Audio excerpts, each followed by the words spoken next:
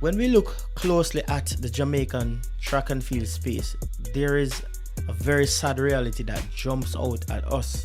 But of course, it just doesn't happen to Jamaica alone. We see it from time to time happening to different countries.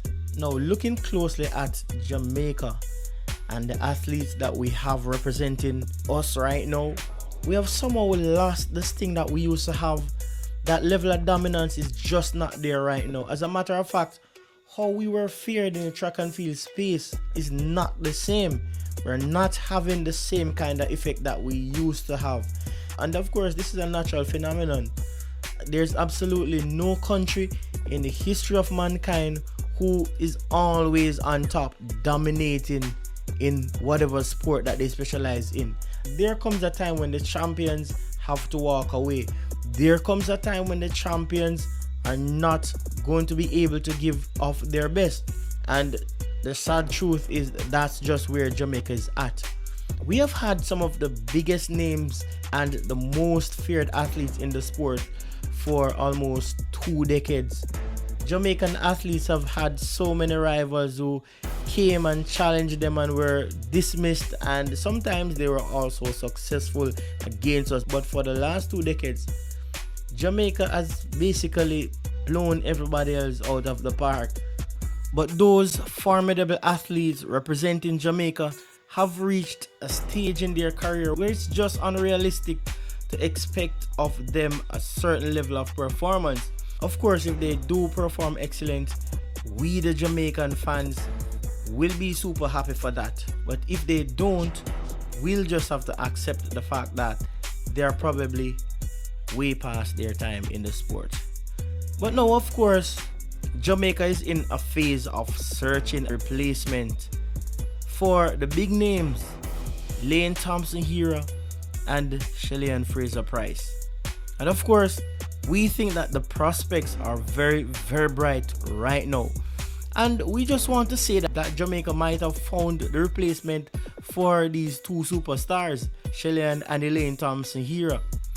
We are seeing the super twins, Tia and Tina Clayton.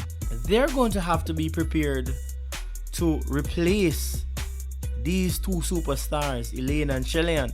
And not just replace, but we are hoping as Jamaicans just as dominant or even more dominant than Shelly-Ann and Elaine, of course.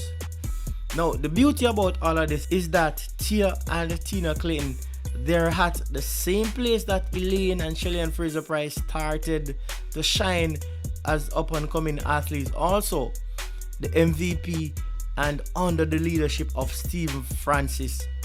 Now, we have been watching the emergence of Tia Clayton since last year, 2024. She has been steadily rising and making up grounds for herself. She looks to be carving a path that the Jamaican fans are super happy for. Just last year, we saw her at the Olympics. She was probably the youngest sprinter that was there last year. I stand corrected on that, but I think that she was probably one of the youngest finalists last year, and that in itself is super special. Tia is actually already getting a lot of experience being so young, and she's competing with the best in the world.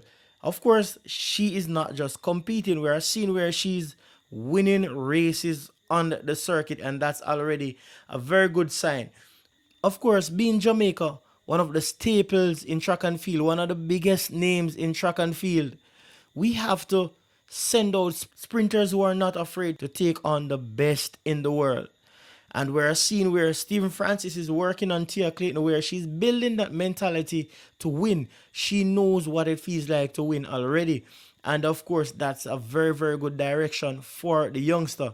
She's definitely been running against the seasoned sprinters in the sport, and she's holding her own very, very well. As a matter of fact, earlier, just a couple of weeks ago, she had the world lead.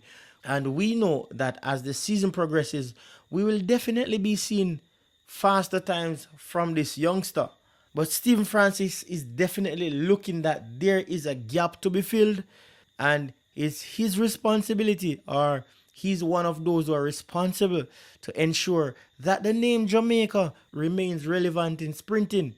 There is no way we can allow ourselves to go back in a time or an era where Jamaica is just another nation in sprinting. No, we must, as a nation, remain dominant and formidable. Our names in track and field must continue to be feared.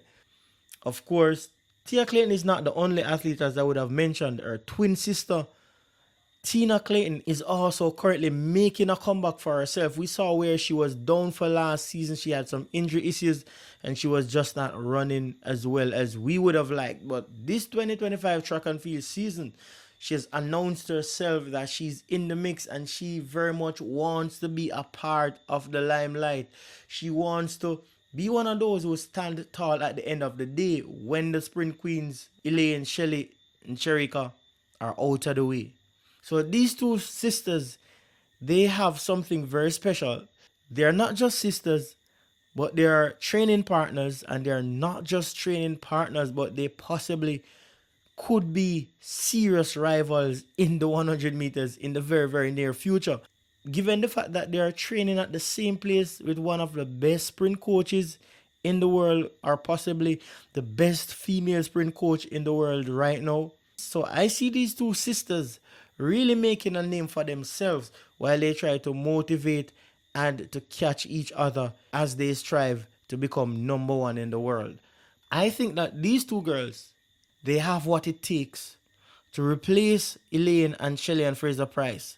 They might not be running as fast as how we would want them to be, but I think that just give them a little time and we will be seeing some very, very interesting times and some very interesting competition coming from these two girls.